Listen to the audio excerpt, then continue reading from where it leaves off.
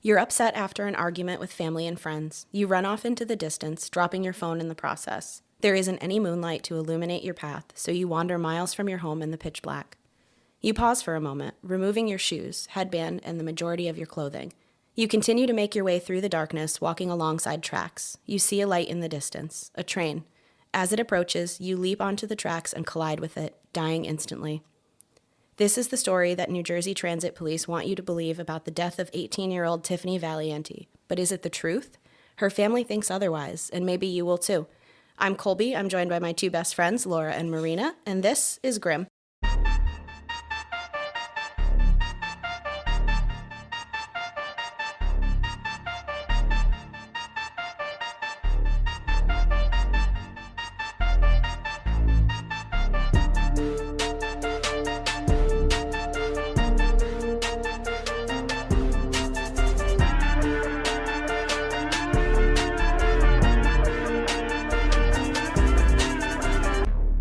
Oh, I'm excited. Got real fast, huh? It did. No pleasantries or sugarcoating today, guys. No.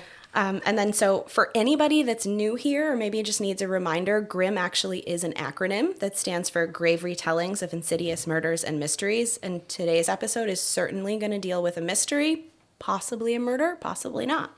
Ooh. Okay. Before we jump into our case, we've got a couple of new Patreons to shout out today, which I know is our favorite part of the episode. Woo! So we've got so excited. We've got 4. So we have Linda S. Yeah, Woo! Linda, we love you. We've got Ron C. Ron, we love you. Woo! What up, cuz? I see you. He's actually my cousin. That's why I said that. We've got Catherine M. Yay, Kate, thank you. And last but certainly not least, Tiny Shogun. Woo! Thank you, Tiny. Or is it Tiny S? Tiny S. I am going to assume that Tiny Shogun is just a handle that somebody goes by and not their name, but you're right. If it is your last name, hello, Tiny S. Welcome. We did not say your name. I have just learned, however, this is a creative way to get us to say whatever you want. So if there's a funny phrase you want to make us say, all you have to do is sign up for our Patreon that way. Bob had a baby, it's a boy. Yep, Oh my I'll gosh, say I it. love that. I say that all the time, which is such an outdated reference. But My husband says it all the time, too. Yep. So Patreons, if you guys can't tell, we love you guys. Thank you so much for supporting us and our podcast. And for anyone else who wants to do the same, you can find us on Patreon by searching Grim, a true crime podcast. Check it out so you can find out how to get access to cool bonuses and a private Discord server with your favorite ladies. That's us. We're the favorite ladies, in case anyone was wondering. All right. So we all know that I'm a huge fan of unsolved mysteries, and I have been since I was a little kid. Mm-hmm. In the most recent season on Netflix, one episode in particular really caught my attention. It's called Mile Marker 45, and it details the alleged suicide of 18-year-old Tiffany Valiante. The New Jersey authorities were quick to determine her death was a suicide, but her family completely disagrees with this assessment, and they do make some compelling points. After I watched the episode, I really wasn't sure what I thought happened to Tiffany, so I wanted to do some research of my own. Oh, and boy, did I ever. I got dug in. So my primary source of information was the documentation regarding the investigation into her death that's been compiled by the D'Amato law firm, which is the firm that's been working with her family to get her case reopened. They've made available documents from authorities and the findings of people hired by the family and their lawyers, such as experts from various fields and private investigators. Netflix did something that I thought was pretty cool as well. They dropped several bonus documents in Dropbox after the episode aired. So if you guys are interested in seeing some of the documents, if you just search like Netflix Mile Marker 45 Dropbox, you guys will get to it. It's pretty cool. They had extra information out there for anybody who wanted to dive into the case more than the episode did. That's neat. That's super cool. And this was Unsolved Mysteries on, like, is it a reboot or is it just replaying? It's the reboot on Netflix. Nice. So it's, for anybody that hasn't seen it, Netflix, hook your girls up. We're PR for you right now. It's a slightly different format than the original series in the sense that it focuses on a single case per episode rather than multiple cases. There are still, of course, some reenactments like we all know and love from the original Unsolved Mysteries, but I think it focuses a bit more on interviews with people. That's super cool. It's also really cool that they do the extra info. It seems like they actually want to help get them solved, and they have a huge user base, so hopefully they will. Or maybe we will. Well, they've got such a great platform to help renew interest in a case, and we saw through the Kristen Smart case what happens when you can get in front of the right audience. You could do some pretty amazing things, so I'm hoping that someone somewhere out there is listening to our podcast or watching on Netflix and they know something, not even just about Tiffany's case, about any of the cases that are out there. Mm-hmm. Yeah.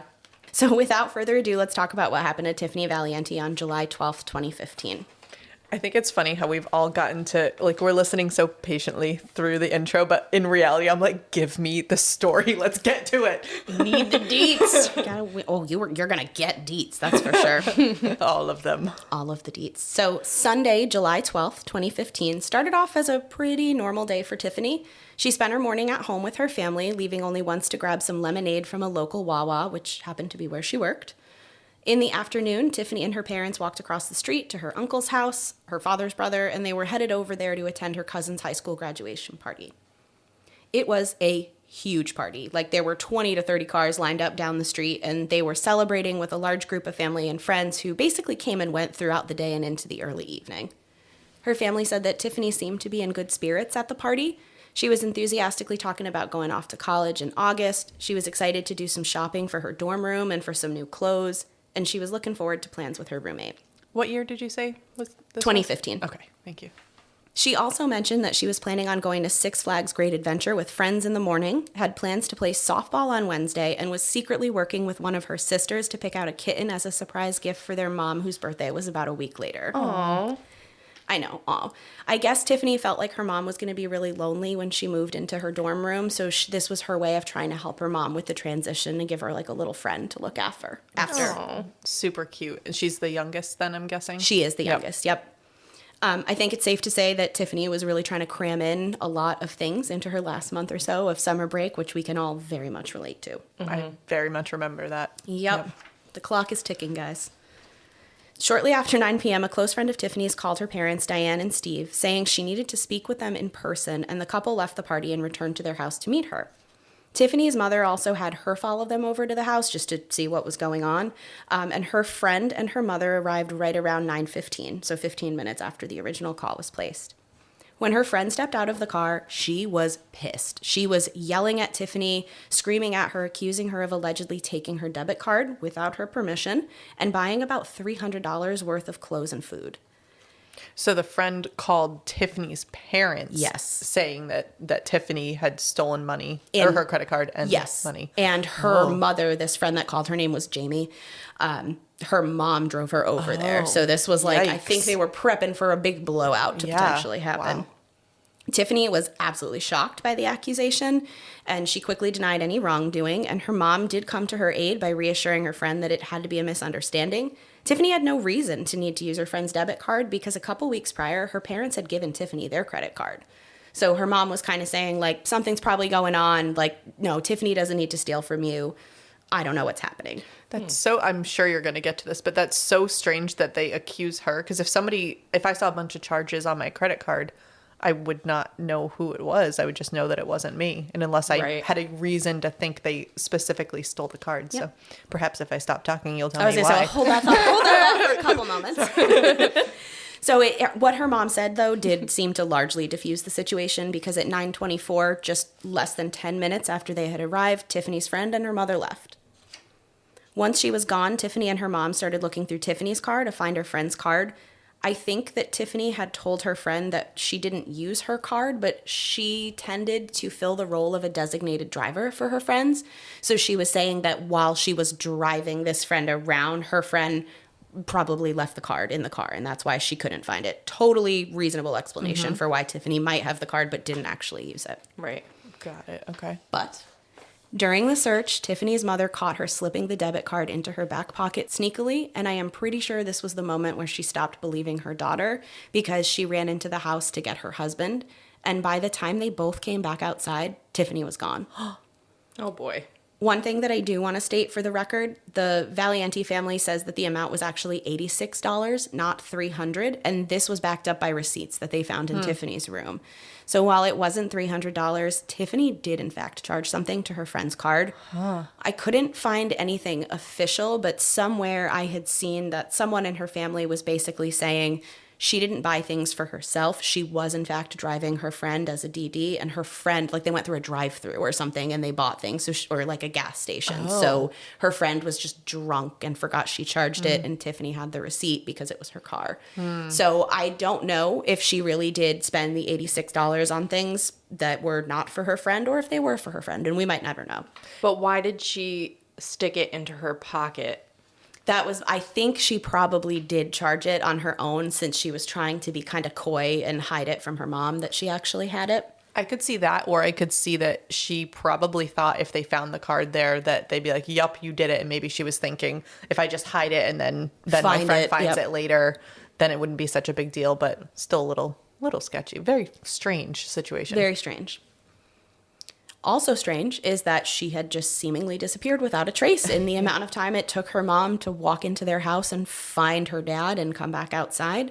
Her parents had a deer or trail camera in their yard, and they did have the thought to check it to see if it had captured an image of Tiffany leaving the house, and sure enough, it had. At 9:28, Tiffany can be seen walking away from the house towards the road in a black shirt, light blue denim shorts, light slip-on shoes, a white headband, and her hair up in a messy top knot. Headlights can also be seen coming down the road in the distance towards the Valiante home. Another image from 9:29 shows both of her parents and her dog Tucker in the driveway looking for Tiffany, seemingly confused. They missed her by a single minute. Oh my gosh. The dog makes me want to cry. I know, that got me, because I was thinking of Fallon waiting outside looking for me. Poor Tucker. Her family started calling her, leaving her voicemails, begging her to pick up and just come home. Several of her friends texted her, obviously worried about Tiffany, where she could be, and what she was possibly doing. But all messages and phone calls went unanswered. Tiffany actually didn't even have her phone on her. Her family found it on the ground near the end of her driveway more than an hour or so after they last saw her. I hate that. I do too. Family and friends began to search the area. Some went out on foot, walking along the tree line, looking for any signs of Tiffany, while others got in their cars and were canvassing areas a bit further away. So I think the fact that they all knew Tiffany was a typical teenager who was glued to her phone 24/7, her leaving it behind, even if she was trying to like get away because she thought she was in trouble or avoid like an altercation or like an argument with her parents, it didn't seem like her to not take her phone with her anywhere she went. I'm trying to put myself in that situation and just like I feel like I would still be battling like am I being ridiculous? Should we put a search? Should I call the police? We talk about this every time, but it really I can't imagine. But the phone being left behind, I'm with them. I think that would have raised red flags. I agree. There's one more thing too that I want to share with you guys. So the incident with her friend's debit card, it wasn't an isolated one. Oh boy. Oh no. So the reason that Tiffany had her parents' credit card was because she had stolen some money from their bank account a few months prior. And I think that them giving her the credit card was their way of saying, like, look, if you need something, you don't need to steal. Like, just ask us. We'll support you in anything that you need. But that was why her mom was so adamant, like, Tiffany doesn't need your debit card. Like, she's got her credit card and she could charge whatever she wants to it. That being said, if my daughter stole from me, I would be far more inclined to think that she might have also stolen from a friend. Yeah. And also, I want to be rewarded with stealing by being given more money. Yeah, how do I sign up for that parenting? Right. I don't understand how she would think she didn't steal because she has their credit card when the only reason she has the credit card is because she already stole it. Yeah. Unless in her mind that was just what she was saying to kind of diffuse the situation and have the friend and her mother leave so they could kind of handle it privately as a family before figuring out what to do. I could see that. So something like that. But it does seem that it is probable that she took her friend's card and she probably was the one that made the charges. Her uncle, Michael Valiante, was one of the family members in the area that night helping to search for Tiffany. He decided to stray away from the rest of the group and drove down a small access road over towards some train tracks and came across a scene that made his heart stop. He could see a stretch of the tracks was very well illuminated. There was a train that had stopped, and there was a heavy police presence surrounding the tracks. He got out of his vehicle and overheard an officer say that someone, possibly a female, had been hit by the train. Michael told the officer that he was out looking for his niece, and he provided a brief physical description of her, and it was enough for the officer to quickly make the connection that it was very likely Michael's missing niece that had been struck by this train. I was so enthralled with the search and the debit card conversation that I completely forgot your intro. Oh, that's so sad. Yeah. So they asked him if he felt like he would be able to identify the body, and he said that he could. One important thing that I want to add about Michael is that at the time of Tiffany's death, he was actually a New Jersey state trooper, but he wasn't active. He was on leave from the police force due to being active military. But I think he shared this information with the people who were on the scene so that they would know he was uniquely qualified to see a body in this condition. Yeah. And boy, what he saw, nobody should ever have to see this, a family member or anyone. Because for a man who had served time in Iraq and Afghanistan and probably seen hundreds of crime scenes throughout the years, this was by far the most horrific scene he has ever come across. Oh. Michael was able to identify the body as Tiffany's based on her stature, her clothing, and what was left intact of her. Oh, geez. Despite making it clear that he was there as a concerned family member and not as an officer of the law, the New Jersey Transit Police actually had him come back to her parents' house with them in the squad car to announce what had happened. Meanwhile, at 11:30, just over 2 hours since they last saw her, her family reported her missing to the Mays Landing police, but of course, at this point, they had no way of knowing it was already too late. Right around 2:30, Tiffany's uncle arrived with police officers at the Valiante residence to break the news to the family. He, Michael, was actually the one to tell them that Tiffany had been struck by a train and didn't survive her injuries. And neither he nor the officers clarified exactly how she had been hit by the train. So her parents actually assumed that Tiffany had been in a car with other people and it collided with the train. Oh, that's a fair assumption. This is rough, though, this next thing. It wasn't until reading the paper and tweets from people in the community the next morning that they realized that not only was she on foot when she was struck, but the papers were already calling her death a suicide. Oh. And also, I know we have many pages to go. I will say, as of right now, that this does not say anything suicide related to me. Because we talk all the time about plans for the future and signs, and there's plenty that goes on in people's heads. But as of right now, before you give me lots more information, that's my assessment. But that was my thought too, when at this point in kind of going through the case, is that usually people don't have plans like this. And that was why I was kind of running through the extensive plans that Tiffany had for the rest of the summer and talking about some of the stuff she was looking forward to. Because at this point, I'm with you. Like, I would not have immediately jumped to suicide as a conclusion. But none of us are the New Jersey Transit Police, and they did jump to the conclusion. Less than 24 hours after her death, they made the determination that Tiffany stood on those train tracks and committed suicide. Case closed. Tiffany's family was stunned. They felt in their hearts that she hadn't done this. No one had even spoken to Diane and Steve about their youngest daughter, other than the officer who initially went to deliver the news to them. Like, how could the police be so sure so quickly? Yeah, because even if you have video on the train or something, I don't know that can tell you anything. Right. And I will tell you, there was no video from the train to rely on either. Very strange. Okay. So we will, of course, get into all the details regarding the investigation, including the inconsistencies, compromised and or lost evidence, as well as some other oddities that are worth noting. But I want to give you guys some more background on Tiffany and her family first, as where we usually start, right? Okay. So Tiffany Ida Mae Valiante was born in Atlantic County, New Jersey in March of 1997 to parents Stephen and Diane Valiante. Stephen, or Steve, was a maintenance worker for the state of New Jersey, and Diane an administrative assistant for the local public school district. Tiffany was kind of an unexpected surprise for her parents. Her mother had two daughters, Jessica and Crystal, from a previous relationship. I don't know exactly how much older than Tiffany they were, but I'd imagine there was a decent age gap because I read that she basically grew up as an only child for the last 10 years of her life. Speaking of her home, she grew up in Mays Landing, New Jersey. And Laura, there's a tie into one of your cases here because Mays Landing is an unincorporated community and census-designated place located within Hamilton Township, Atlantic County, New Jersey, and it was the county seat of Atlantic County. Did you look up what a county seat is? I did. My brain didn't let me I was move going to say, I past feel it. like It we didn't. have to know now. So it generally means that the county legislature, courthouse, sheriff's department, hall of records, jail, and correctional facility are physically located in that municipality. So it is an important designation to carry. All right.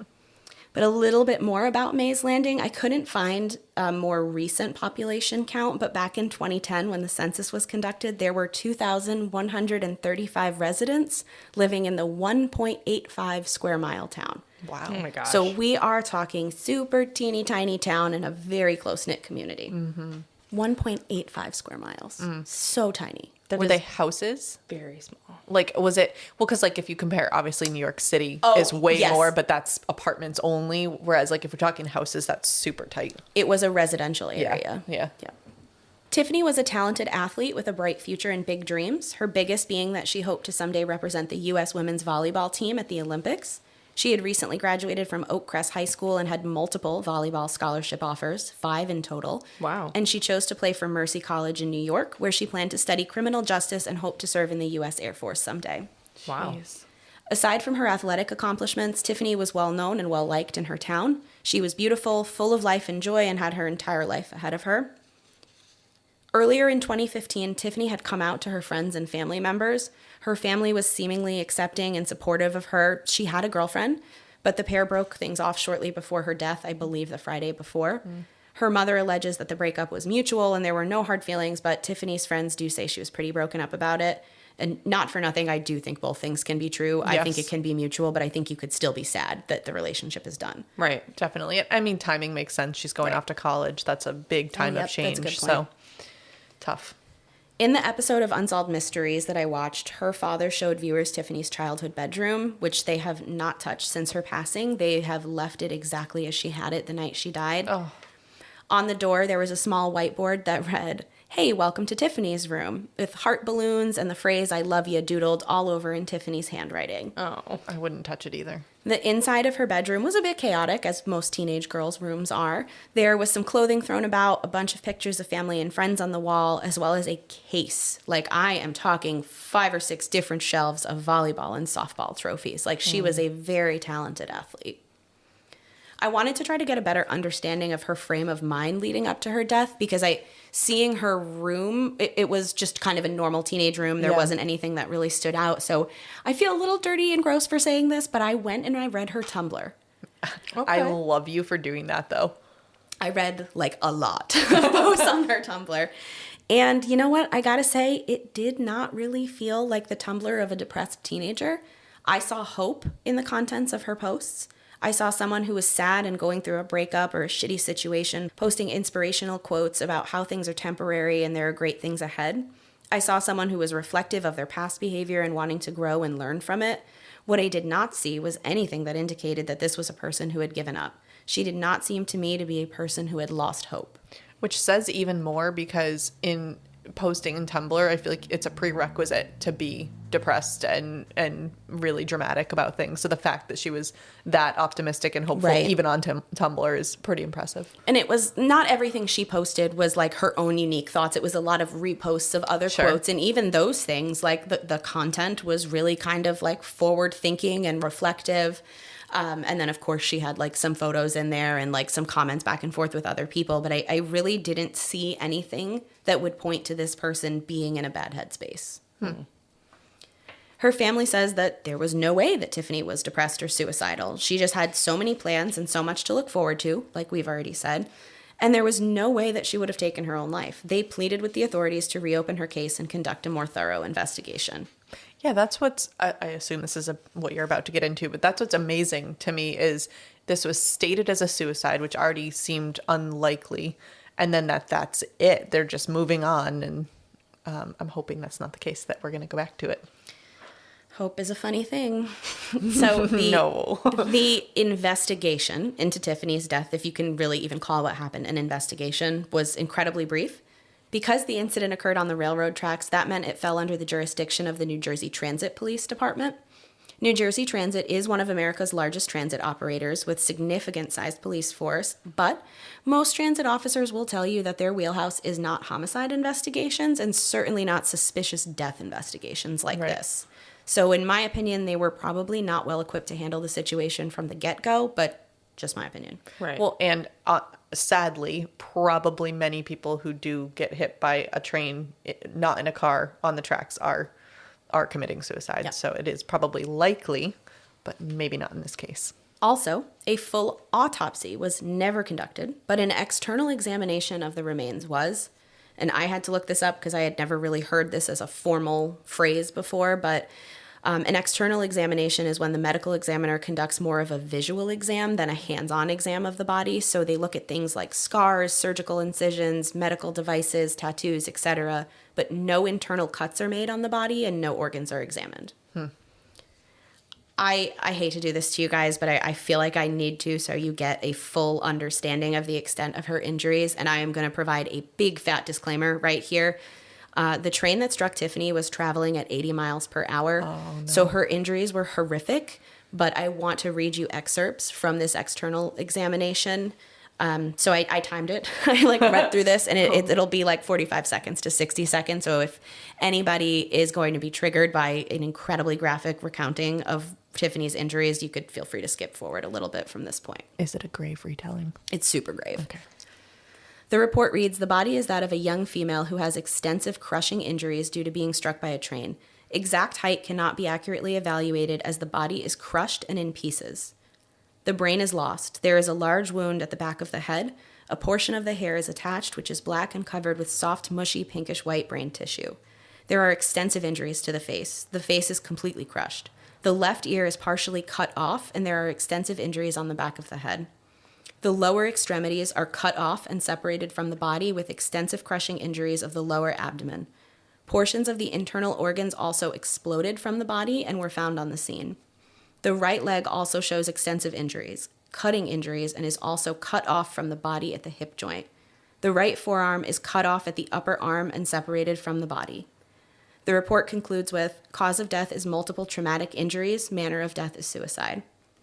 So just to recap, in case you're just rejoining us after skipping 45 seconds or so, she had extensive, devastating injuries to her face, head, and abdomen. All 4 of her limbs were severed from her body, and the train hit her with so much force that her organs literally exploded out of her body. And that was the non-graphic description. Yes, and I think you guys can attest that anyone that listened, that was the non-graphic description. I mean, wow. My face hurts from the face that I was making while she was reading that. Oh. I know that you guys love the toxicology reports and are probably thinking in your head, where's the toxicology? Well, they did run one, but it came back negative for all substances. There were no drugs or alcohol present in Tiffany's system at the time of her death. Oof. Just, I cannot process coming up across that scene. No, I can't process being one of the first responders on that scene or being one of the people that was on board the train that night when it happened.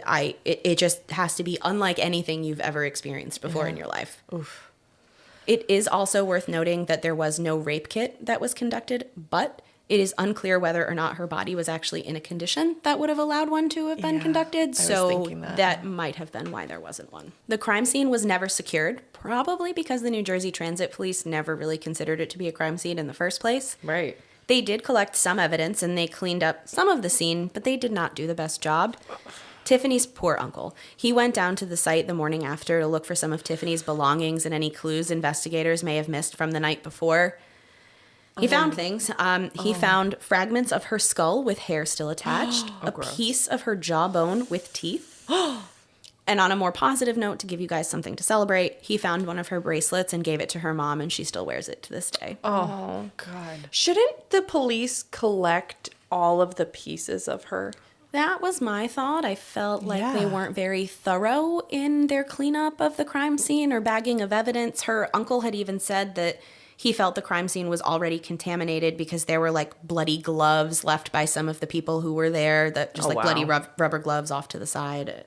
Yeah, and it's also, if you ignore even assume it's a suicide, it's to me just very disrespectful. Right, I mean, you that's would her want body. Right.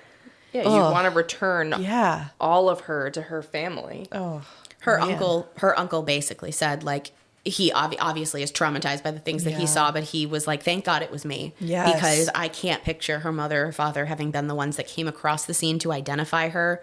Her dad was adamant. He wanted to go down to the scene, and he was like, no, you absolutely do not need to see this. You do not need to remember your daughter this way.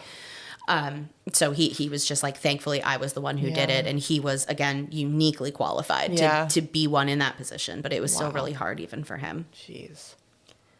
When Tiffany's body had been discovered at the scene, she was wearing a bra and underwear, but I found some inconsistent information regarding the rest of her clothing. I'm not sure if the shirt she was found wearing was the black shirt observed on her parents' trail camera or a different one. I saw conflicting information, but she was found wearing a shirt. However, Her shorts, shoes, and headband were nowhere to be found. I don't care how hard you get struck by a train. Denim does not evaporate into a bajillion pieces. No. Like her shorts should have been there. Yeah. So should have her shoes. Yeah. Shifting to talking a little bit about the train itself for a second, photos of the train show that the point of impact was to the lower left side of the train, close to the track, and there was a pooling of a dark-colored substance on the tracks. The substance, surprise, surprise, was never tested, but it was assumed to have been blood based on the coloring. I did find the description of her injuries to be odd, specifically the comments about her limbs being cut from her body. They were very specific using the word cut. If Tiffany was crouched on the tracks or slumped over them, it is entirely possible that the tire of the train could have severed her limbs in a cutting manner. But if she had jumped in front of it or was standing upright, I don't know that it makes as much sense for things to be cut from her body. So to me, this just says that it is all the more important for us to understand, was Tiffany already laying on the tracks or did she jump? Yeah, and not, I was going to say not to be graphic, but I think the rest of this is going to be graphic no matter what we do. But I'm wondering, though, if she were walking or standing in front of the train, if when it hit her, it like flung her forward and effectively laid her across the track. It may have. Because I was thinking the same thing. In order to have something cut, it would be on the tracks. There was one more thing that was recovered from the site that we haven't talked about yet. There was an axe with red markings recovered from the woods nearby the crash site. It was collected and processed as evidence. The train that struck Tiffany was New Jersey Transit number 4693, coming from Philadelphia, traveling to Atlantic City. At the time of the incident, there were a total of 60 passengers and crew on board the train. The train was on its way to rendezvous with another train nearby that had encountered issues, leaving its 112 passengers stranded. Prior to striking Tiffany, train 4693 headed towards a railroad crossing on Genoa Avenue. It was traveling a very dark stretch of track in a heavily wooded area near mile marker 45, hence the name of the Netflix episode, and it was about a mile away from the nearest main road. It'd be so creepy. Super creepy. Where you might run if you were being chased with someone with an axe. Maybe, you would say. So despite the amount of people that were on the train, there were really only 2 eyewitnesses to the incident, right? Because it was the front of the train that struck her and the passengers are further back. Right? And it was kind of late, too. It was 11:16 or 11:17 p.m. Yeah, not that people are necessarily sleeping, but they're not maybe as active or awake as they would have been in the middle of the day. So the 2 eyewitnesses that were on board the train, they were both engineers. One was a senior engineer and the other was a student engineer. And on the night of Tiffany's death, they both signed reports stating that they had each seen Tiffany dive in front of the train. However, 6 days later, when he was asked under oath, the senior engineer told a very different story. This time, he admitted that he actually had his back turned when they struck Tiffany. Remember how I mentioned they were rendezvousing with another train that had stranded passengers? He happened to, at that moment, have turned around and talked to his conductor to just go through the plan of getting those passengers off of the other train. That's a weird thing to make up. Right? Well, unless you were told to. Unless you were told to close the investigation quickly. Right. Also, I was just realizing that you meant a train engineer. Yes, not like a software engineer, Yep. a train engineer. That makes far more sense. At this time, right, so 6 days later, the student engineer really just said, he first saw Tiffany when the train was practically on top of her. Then, 10 days later, when the student engineer was questioned, also under oath, he too had a new story to share. He said that he first saw Tiffany near the tracks about a half a mile to a quarter mile away. Then he saw her jump out of the woods and onto the track. Okay, She's a little different. fast. Yeah. Like, what? That's not possible. First of all, you're in a wooded area. It's dark. Your train is going 80 miles an hour and you see somebody a half a mile away and then in front. I don't know. That was his thought. So we're going to come back way later on when I try to poke a bunch of holes in the case to the whole when he saw and if we can kind of corroborate that at all, but we'll come back to it. So just remember for now that the final story that this engineer had told was that he saw something, probably a person, near the tracks about a half a mile to quarter mile away. Okay. The problem with these eyewitness testimonies is not only that they're inconsistent, but it was so heavily leaned on when the authorities determined the matter of death. And the fact that it was conflicting accounts and what we now know was just a single eyewitness, the New Jersey Transit Police stand by the inconsistencies and they just are kind of rolling with it. One thing I will say in the student engineer's defense, I read some of the statements that he had given on the night the incident occurred, and honestly, it seemed like he may have been in shock. And I can't say that I'm surprised that he was in shock. His statement reads a lot like he's rambling and his mind is elsewhere, probably processing the horrific trauma he just witnessed. Right. And he was not quite present mentally for the specific conversation. Again, probably because he just saw somebody explode in front of his eyes. Right. Ugh. That would probably do something to a person. I think it would do something to you. Yeah. Yep. The New Jersey Transit Police also maintained that on the night of the incident, Michael Valiante had passed along secondhand information that his niece had been having disagreements with her mother and that her friend said she had cut herself. Michael claims that this is false and this conversation absolutely never happened. With all this information, and I know our listeners can't see this, but I'm saying all with air quotes, the medical examiner and New Jersey Transit Police concluded that Tiffany left the graduation party, dropped her phone at the end of her driveway, walked down Drosera Avenue, turning onto Wrangleboro Road and then Genoa Ave before ultimately walking off of the main roads and along a service path by the train tracks for about a mile before jumping in front of the oncoming train. This trip would have been about 4 miles, all while apparently barefoot, because remember, her shoes are not there, and in total darkness because she does not have her cell phone. That's what I was thinking. I could imagine how she would know there were train tracks there because I was thinking about like when I was her age, we used to go to like different neighborhoods and play like capture the flag or manhunt, and we would like run through all kinds of shortcuts between properties and stuff. We definitely were trespassing like crazy, but usually teenagers know about like, you know, secret hideouts or little paths and stuff like that. So I could see how she knew it. She also would have had to have known the train schedule as well that night to be able to kind of intercept it at the perfect moment. I grew up literally one lot away from a train track, and I could not have told you that schedule.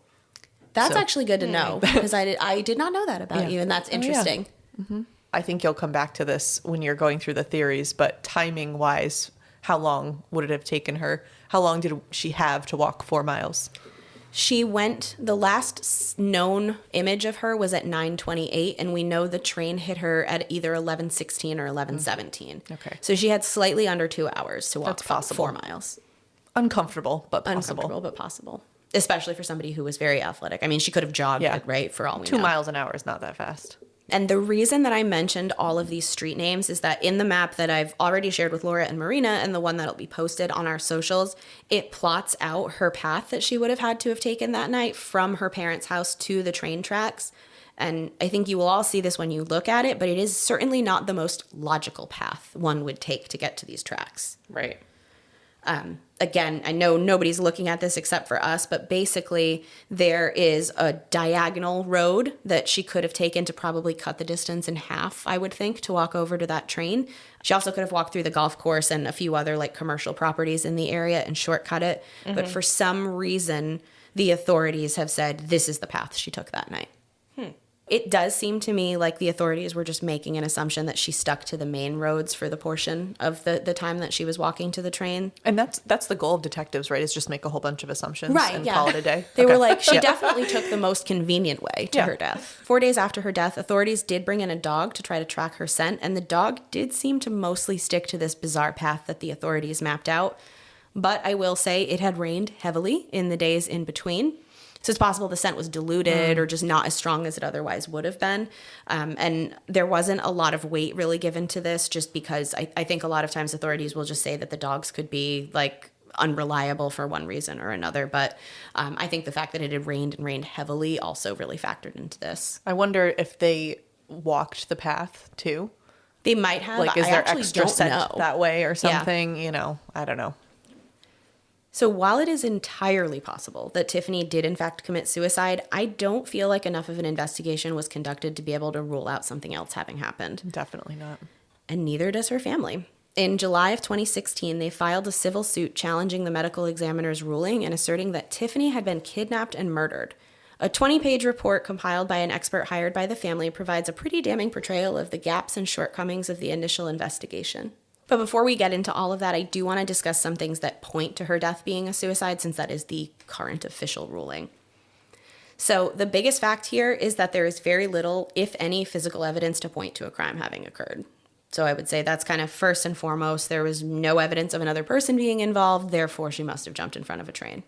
Other than the axe. Yeah. Which Other was than that axe, that pesky axe. pretty close to the scene, right? Not like that's a murder type weapon or anything. No, not at all. Okay. Candlestick. I'd say that there are a handful of things that just don't make any sense and conclusions that you could jump to, but really nothing has been found that implicates another individual being involved. The fact of the matter is that Tiffany was seen on camera walking off alone, and no one that we know of ever saw her again alive. Suicide is the second leading cause of death among young people aged 10 to 24, and lesbian, gay, bisexual, transgender, queer, and questioning youth are at a significantly increased risk. They are more than 4 times as likely to attempt suicide as their peers, which is just awful, guys. We have to do better. With Tiffany recently having come out, she may have been struggling with her sexuality and how she was been treated by others, but it certainly didn't seem like the case. However, none of us can say for certain what she was going through internally that maybe she didn't share with others. Right. We also know that one of the risk factors for suicide is having a family history of mental illness. There was a family history of anxiety and depression. Mom had previously been on medication for depression, but she wasn't taking anything at the time, and both of her sisters were on anxiety meds. We also know about Tiffany stealing money from her parents and about the incident with her friend, but she was also skipping class, and things may not have been going so great at home after all. In 2014, one of Tiffany's teachers saw a bruise on her arm, and after discussing it with Tiffany, the teacher felt she had an obligation to report the incident to DCF. And the case was investigated by DCF, who visited the home 3 times and spoke to family members. All 3 visits were related to this one incident. There was no documentation suggesting any other abuse had been observed. That seems extreme. Like, I'm sure that I have had bruises in high school and other times, so must have been pretty bad, and the questioning must have made her concerned. So the caseworker that was assigned to them did suggest that Diane and Tiffany undergo counseling at Atlanticare Behavioral Health, and they did. Well, they went to a single session, and they did discuss that she and her mom had gotten into a heated argument, and her mom had punched her after losing her temper. Oh, Okay. Diane admitted to this while they were sitting there, and she said it was due to her menopausal mood swings, but she did appear to be very apologetic about the incident, and they observed that there was no real tension or anything between the pair. So other than some obvious poor communication between mother and daughter, the therapist felt like they had a pretty stable relationship. Last but certainly not least, a couple of her friends had reportedly told authorities that Tiffany was always sad and had cut herself on multiple occasions, once on her wrist and 2 separate times on her leg. They also shared that Tiffany was stubborn, had a temper when angry, was impulsive, but she never talked about suicide. Most teenagers who cut themselves are not suicidal. Some are, of course, but for the most part, they're actually doing it to feel better because it offers them a release. So I actually don't give a lot of weight to this meaning that she was suicidal. It could just mean she was dealing with a lot of things, and this was just a coping mechanism. and none of that would have been known at the time of the investigation. Right. So I'm still even questioning if it's legitimate or if it points to a suicide now. But none of that would have been known. They wouldn't have known in the first 24 hours because they didn't talk to anybody in the first 24 hours. When her medical records were checked, there was no record of suicidal thoughts or intentions, no evidence of anxiety or depression, and in the external examination, there was no mention of any cut marks, like slice marks, on her body. Not for nothing, but Tiffany really liked to wear crop tops and shorts, and she was often showing some skin, and in no photo that I have seen has any cut mark been visible on her body. Again, she could have been strategically placing them, so the cuts were going to be covered up, but I saw nothing. So, in my opinion, the strongest support for the suicide theory is the lack of evidence pointing to an otherwise responsible party. Based on the 5 different points that I had just laid out, combined with her recent breakup, you could very easily make the case that this is the only logical conclusion that can be reached based on the facts and the evidence we have. Yeah, I guess, but I also think if this were another case and if someone wasn't already saying this was suicide, if we were telling this case on one of our episodes, we'd be like, all right, but what do we know about XYZ? Like, you'd go digging for the reason for other things. So. Right. That's where I was going to go next. So, but what about the things we don't have and don't know due to a lack of a thorough and complete investigation? So I want to discuss some points to introduce some doubt. I'll go through them in the order of what I consider to be the least impactful to the most impactful. So let's start by talking about the suicide method. First, I did some research and I learned that women are more likely to commit suicide through less violent means than men. Women are way more likely to overdose on medications or drugs, ingest a poison, drown, or die from hanging, whereas men are far more likely to use firearms. I don't know about you all, but in my opinion, jumping in front of a train seems like a pretty violent way to go. I know it's not exactly a firearm, but it seems pretty violent.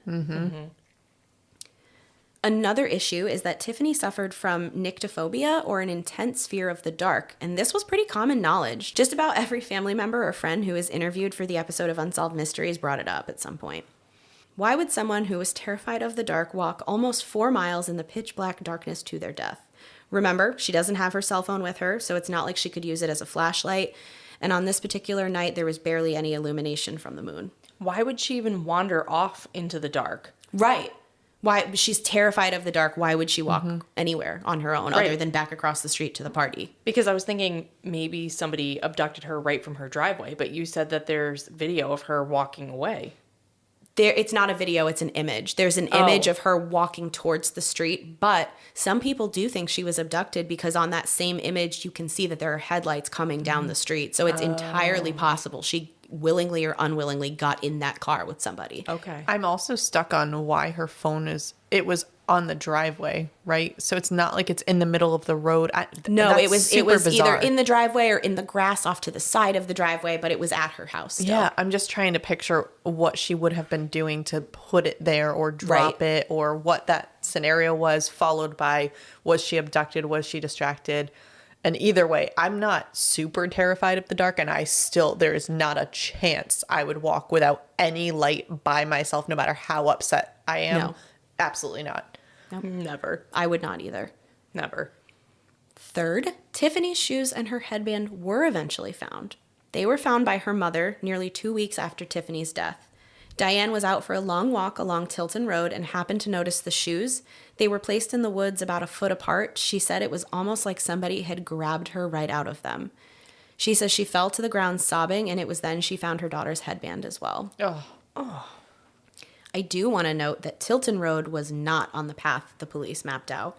So that means that either Tiffany took a slightly different path than they were initially thinking, which is totally possible, and for some strange reason, she decided to remove her shoes and headband at that particular location, or somebody might have placed them in that particular location after her death. Or somehow they were removed when she was abducted, or whatever the situation. Right. Very strange. But the scenario that she took them off there on her way to go jump in front of a train, because that's not far. That was on the map you showed us. It's like halfway between. So maybe, I don't know, a mile. Like, it makes absolutely no sense why she would take her shoes off then. It really feels like an abduction. Yeah. From that point where her shoes were discovered, it was another 1.75 miles to the train. Wow. So that means she would have had to, again, right, we're focusing on completely in the dark and barefoot walk almost 2 miles. And in my opinion, given that we know that she was barefoot and she couldn't see where she was going, you could reasonably expect that her feet would be torn up from her journey. I was going to ask you if they checked her feet. They did check her feet, and they were pristine. Okay. No. And then now the other thing I'm thinking about is it Tilton? Tilton, yep. Did that street have streetlights? I don't know. I'm not sure if there were streetlights. I will explore on Google Maps, but I'm wondering because that would be far more plausible that maybe she was, I don't know, upset about something, nervous, whatever, blowing off some steam, did actually just walk that way. Maybe her phone fell out of her pocket. Fine. So that explains that. She's walking. Then I could see, like, that would be something you might do to blow off some steam, but you're in the light, and then then maybe someone found her. But I still don't think that she walked all the way, took her shoes off, and then walked another almost 2 miles. It'd be so random to do that at that place on the road. Like, what would make you just decide, like, nah, I don't need these shoes anymore? Okay, so I really wanted to know if there were streetlights or something, or if it made more sense to go down that diagonal road. So we were just looking, we had paused for a minute, and we were just looking at Google Maps. And first, it definitely, it has streetlights now. We don't know for sure if it did in 2015, but it's a very busy road, way busier than a service road or anything like that. And when we were looking at it, it goes north, kind of west diagonal, and it crosses, or you could cross the railroad tracks, and on the other side is the Wawa. We are not positive. We don't have confirmation that this was the Wawa that she worked at. By the way, Wawa is a convenience store if you're not in this area. It's a strange name. Just in case anyone wonders what we're saying. Guys, it's the best convenience store gas station ever. They have sandwiches. Anybody not from the Northeast is like, that's disgusting. Why are you getting sandwiches from the gas station? But so good. Confession time. Oh, no. I've never been to a Wawa. We don't have them in Connecticut. We'd have to go to Pennsylvania or New Jersey to go to one. Okay. I've been to a Wawa. I have never had a Wawa sandwich. Okay, so Missing out. Grim field trip. But again, we digress as we tend to do. So we're looking, and if you follow this road diagonal, you see where it goes to the train tracks, and right on the other side, not very far past, is the Wawa. So I was saying, I think she set off from her house specifically to go to that Wawa? Maybe not, but you could arguably have crossed the golf course and then gone up, again, kind of northwest up to the Wawa. It's possible that she was maybe she was upset from something, or just like wanting to get out of the area or away from everyone. Maybe her phone just fell out. If she was wearing jeans shorts, I've had my phone fall out of pockets, whatever. Would explain, because I can't imagine why it was sitting on the grass or the driveway. And maybe she was on her way there, just kind of picking a destination in her mind, not really specifically going in. And I still think that someone happened to her at that point, because I don't see any reason why she would have stopped directly, nicely took her shoes off and her headband off. That makes no sense. And we do know she worked at a Wawa. We're just assuming, based on proximity to her, that this was the one that she worked at.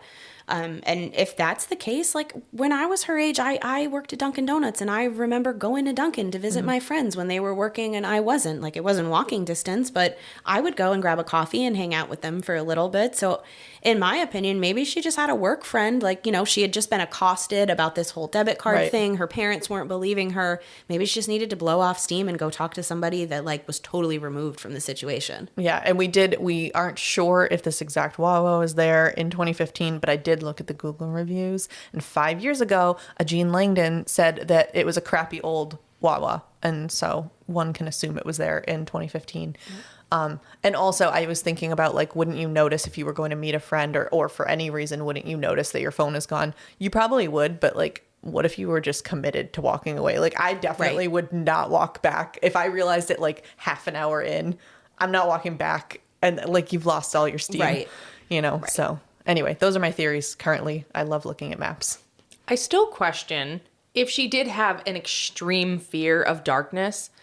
I question her walking away even with streetlights. True. Because if you are afraid of the dark, my neighborhood has streetlights, and I do not want to go walk around my block at night. True. And I don't have an extreme fear of the dark. Right. Just because there's streetlights, to me, it's still dark. Yeah, that's a good point. Especially if there's no moon or anything. Right. And even if you're mad, I don't know. And it was quick, right? Because you were commenting on how quickly it was from the time that her mom went inside. So you probably aren't just storming off down the road. They probably would have seen her. Right. So that kind of took the wind out of my sails there. And it is important to note that nobody saw her, passing by. And Tiffany was not an easy girl to miss. She was either 6'2" or 6'3". You knew she was there. It's not like somebody would have driven by her and not noticed her. They definitely would have. And it was such a small town that it's everybody knows everybody. You're all up in each other's business. If she had stuck to the roads, I find it very hard to believe that anybody missed her. True. So then that comes back to, was she just abducted right off from the driveway or something? I hate Unsolved. I love them. Love them. Love these theories. Keep giving them to me. So remember how I said that all of her phone calls that night went unanswered? There's a little baby lie that I told there. That was 99% true.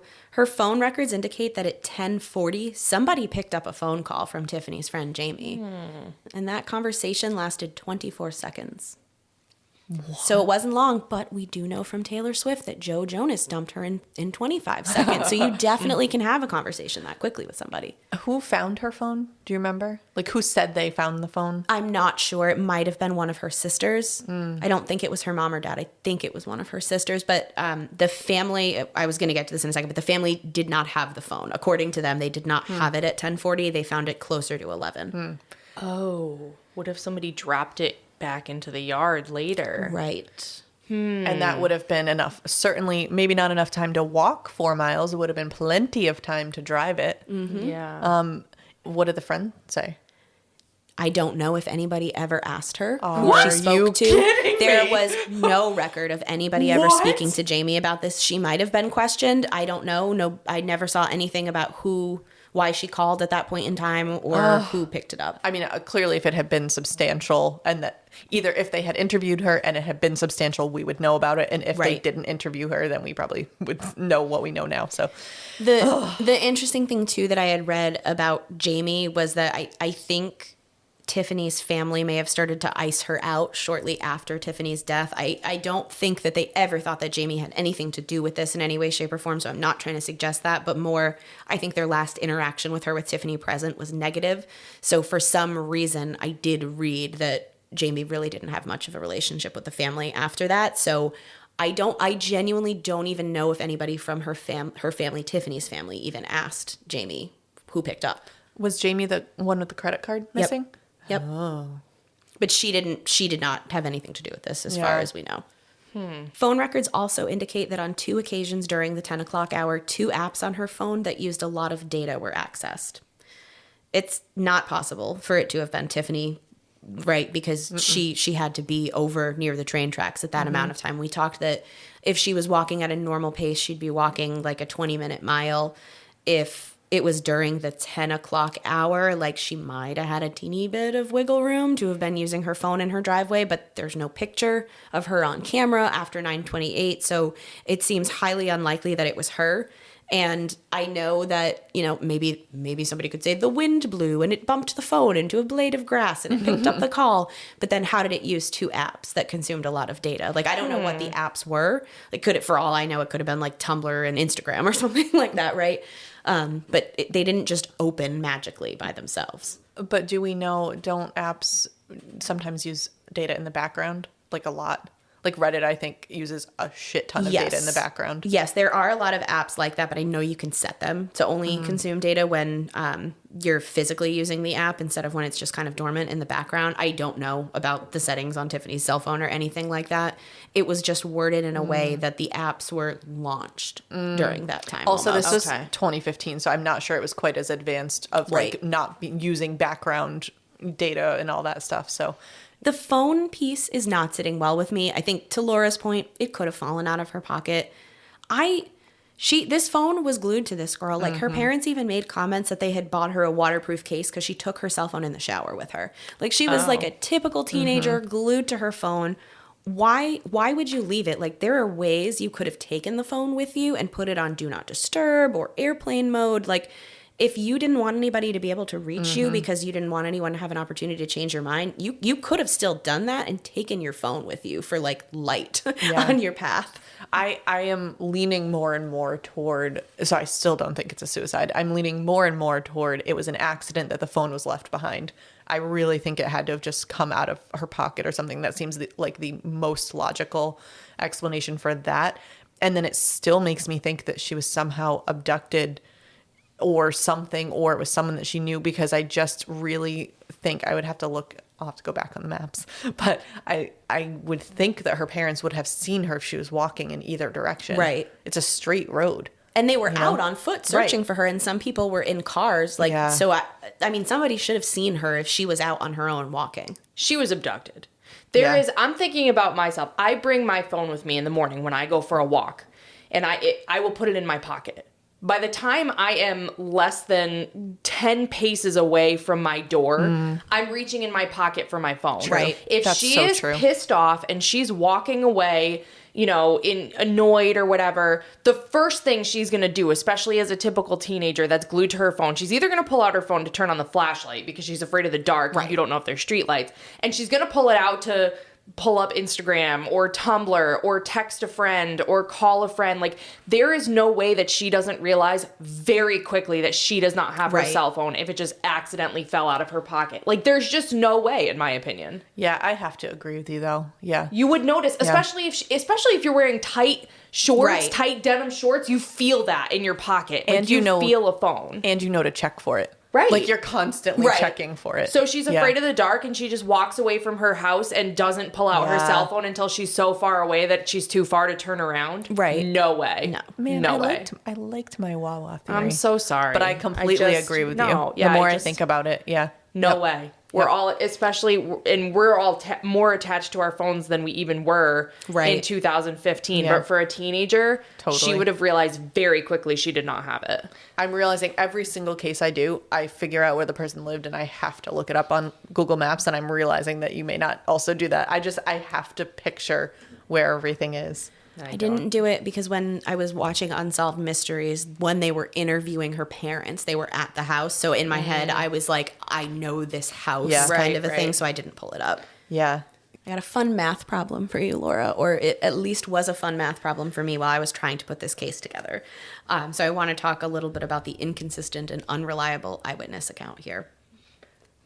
We know that we only have a single eyewitness account from the student engineer, but can we trust his changing story? One angle we can examine further is whether or not the train's event recorder confirms any of the engineer's accounts of the evening. So an event recorder is similar to black boxes that airplanes have that record their key events. For trains, they capture everything that's happening with the engine speed, when the horn is sounded, when the brakes or emergency brakes are triggered, even when the headlights are on. It's apparently super easy to read and really straightforward, so it's not like somebody could be like not qualified to read it and misinterpret the information. Like it's apparently very straightforward. So remember that the student engineer claims he first saw Tiffany from a half mile to a quarter mile out, at which point he says he sounded the horn, rang the bell, struck Tiffany, and hit the emergency brake.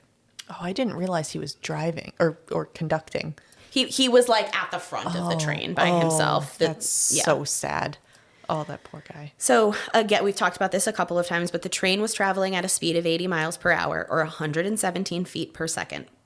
If he had really seen Tiffany from a half a mile to a quarter mile away, that means he would have seen her between 22 and 11 seconds prior to striking her.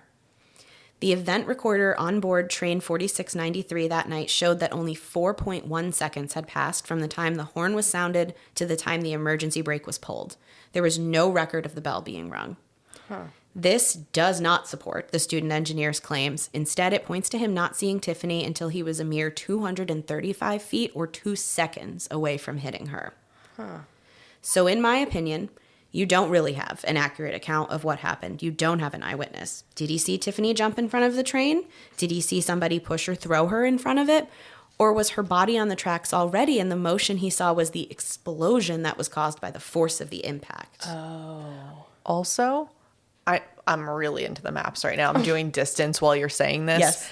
And I was noticing, because I was zooming in, that road that goes diagonal is a bridge over. Because I was thinking to myself, okay, somebody abducted her. How the heck are they getting her onto the train tracks and where? Right. It's pretty easy if you stop on a bridge and dump the body off the side. Oh. Maps, guys. Okay, so this is the second time that I'm like, but have police officers not looked at maps or been there? Are you sure? Are you positive? The New Jersey Transit Authority It's really a bridge. did like the bare minimum, guys. Like Yeah. they did not validate anything. Like Right, when you say suicide, case closed, no further investigation happened. So the private investigators, maybe they've pitched things like this before, and it might just have been that I didn't see it in the documents that I read. Yeah, I was gonna say, what about the web sleuths though? So believe it or not, Laura has actually come up with a handful of things that nobody in the Reddit threads said. I looked in the Unsolved Mysteries Reddit thread. I looked in a Tiffany Valiante Reddit thread. Nobody was on the maps like this girl is. Yeah, heard it here first, folks. No, I really, because I have to picture where things are happening and how. I think I shattered your Wawa theory You with did. the cell phone You did. thing, but But I this got a is new a one. new interesting. I got a new one. Yeah. I don't know that I'm gonna take this one away from you. The only other thing though is if you think about the engineer's testimony or account of what happened, if he's saying he saw her on the tracks though. He's saying he saw something either on or near the tracks from a half a mile to a quarter mile away. And then when he was almost on top of her, he saw her jump. But his whole point that as soon as he saw something, he sounded the horn is not correct because only 4.1 seconds passed and he would have had 22 to 11 seconds to do it. And I think with the way the events were recorded, I think it can record impact because it looked like it was horn was sounded, impact to train, emergency brake pulled in 4.1 seconds. So he did not sound the horn as soon as he saw her, if he saw her from a mile to a quarter mile away. And God forbid if she was alive when she went over the bridge. Like, what if she stood up, you know? Yeah. Ugh. We don't know. And I had never looked at the map to think like, her parents are pretty adamant that they think like sexual assault was a motive in this case. So it's possible that maybe they know something that we don't know, or maybe they're thinking like you do, like somebody picked up Tiffany, sexually assaulted her, and then maybe they weren't intending to murder her. Maybe they were just trying to like kick her out of the car and she fell off of the bridge or something. Because like, you know, she was like upset, stumbling, whatever, disoriented. I don't know. Yeah. And especially like if we think that someone picked her up, maybe it was someone she knew, so you don't have to like it happened so quickly because maybe she's upset, she sees someone that she knew and they're like, get in the car, and you know, because that could happen super quick, you know. Oh, so many theories. I hate Unsolved. The biggest doubts though, guys, are introduced when we look at the mishandling of the evidence, the scene, and Tiffany's body. So after asking for a while and their request going completely unheard, the Valiante family actually won a court order to have the evidence from the case tested. Good. You would think, but no. The shirt that Tiffany was wearing had been stored in a plastic bag and tied into a knot, and it had become covered with mold, which rendered it essentially scientifically useless. Other key items collected from the scene had been outdoors and exposed to elements for weeks prior to being collected, again making them similarly useless, contaminated.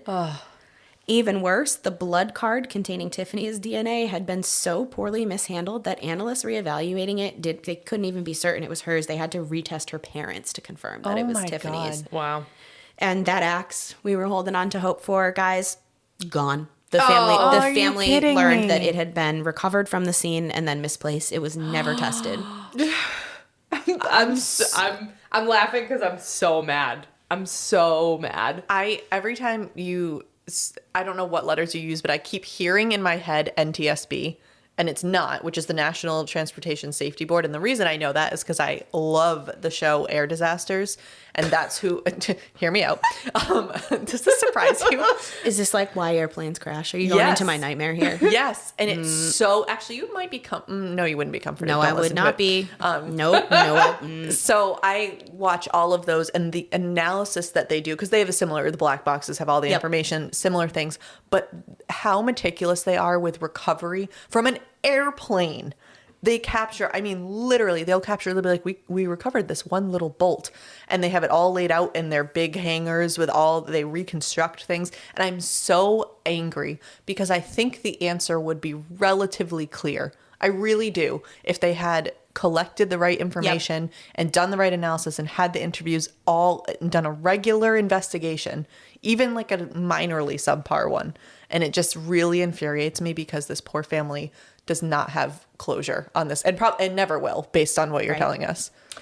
I think it's become relatively clear that the unsolved cases remain unsolved when critical evidence is not preserved in the very beginning. Yep. It's just when the evidence doesn't exist, it's a dead end. We should start a show that is called The First 48. And oh my gosh, and talk about how critical it is to find information in the first 48 hours. Yeah, educate people how important it is. I think it'd be a hit. It's almost like that no one's ever thought to do that before. I know. Well, listen, hey, I struck gold once. Even a broken clock is right twice a day, right? That's what we hear. Favorite saying. That's my favorite saying. Okay, so just one more thing on the mishandled evidence. So after her parents had found her shoes and her headband, they never saw them again. Oh, so all evidence gone or contaminated. Her poor family, they did pay out of pocket for DNA testing on what was there, and there was nothing useful. And they even got a letter back from the company that did the analysis from them, basically saying like, we're sorry, the evidence was not preserved very well. Like this did not happen in compliance with any kind of protocol or standard, and like basically you guys are out of luck. We also already know that the medical examiner didn't conduct a complete autopsy, but I also have to share with you guys that the medical examiner never even went to the scene of the accident. How can you truly feel confident in your conclusion without examining the scene? It just seems very bizarre to me. Yeah, even with pictures and all that, which I guarantee would be shitty pictures anyway. Like, why would you think that? Oh, no idea. I'm so infuriated. I mean, I don't think medical examiners don't necessarily go out to crime scenes always, but if you're not doing an internal review, right? If you're just doing this external review, like, wouldn't you want to see right. where the body was? Or like where the rest of it was, since we already know they left pieces of her on the train tracks for her uncle to collect. I am so offended by that. I mean, not personally, you know what I mean? Like, I'm offended on behalf of the family for that. That is awful. Absolutely awful. Even as a human, even if you ignore the fact that it should be your job to do that, wouldn't you want to? Wouldn't you walk around and like want to do that for the family? I would think so. Really infuriating.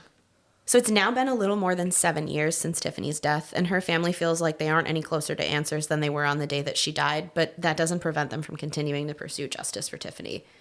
They're not sure what happened, but they strongly suspect that someone abducted her from outside of her home, possibly sexually assaulted her, pushed her, or chased her into the path of the oncoming train. And the family's lawyer, I think, sums it up pretty well in his statement. He says, "You have parents, you have sisters who have to live with the fact that some governmental agency concluded that their loved one committed suicide when the fundamentals of a suicide investigation weren't done.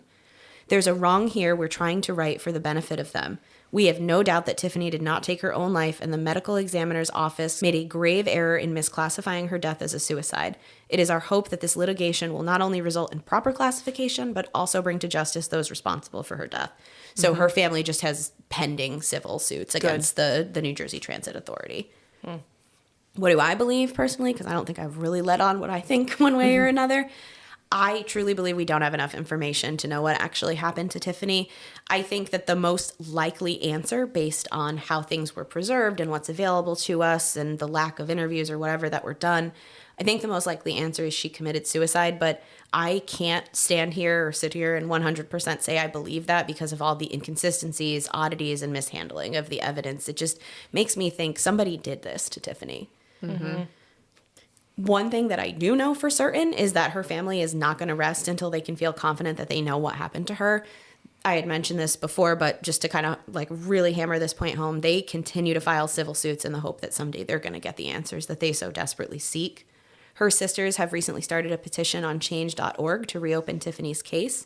If you're interested in contributing to their efforts, signing the petition, or even want to just check out some of the updates they post, we'll be sure to include that link in our show notes and on our socials. There's also a $40,000 reward for information leading to the arrest of the individual or individuals responsible for Tiffany's death. Anyone with information about the case is urged to immediately contact law enforcement, including the State Office of Attorney General at 800-277-2427, and we'll also post that number in our show notes. In the meantime, Tiffany's family members spend time in the memorials they've constructed for her.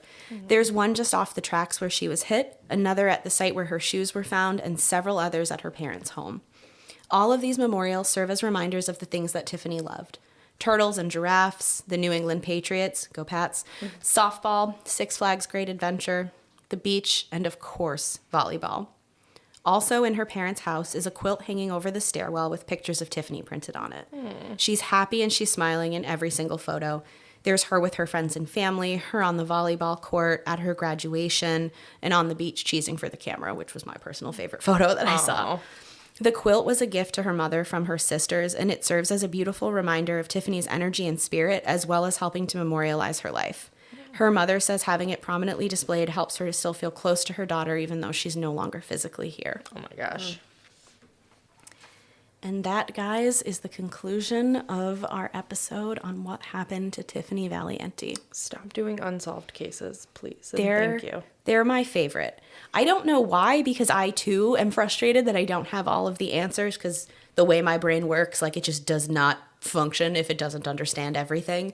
So I feel like for me, like it's almost maybe there's a chance for us to make a difference or something, right? Or somebody hears us, or Laura's a genius and just solved something over here. So guys, if you are loving Grimm, please rate and subscribe to our podcast. For those of you who listen on Apple Podcasts, it would mean the world to us if you could leave us a written review. It really makes our day every time we see one of those.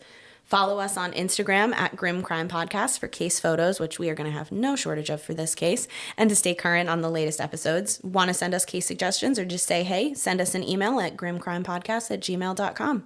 We hope you listen, learn, and stay alive until next time, because the future is grim.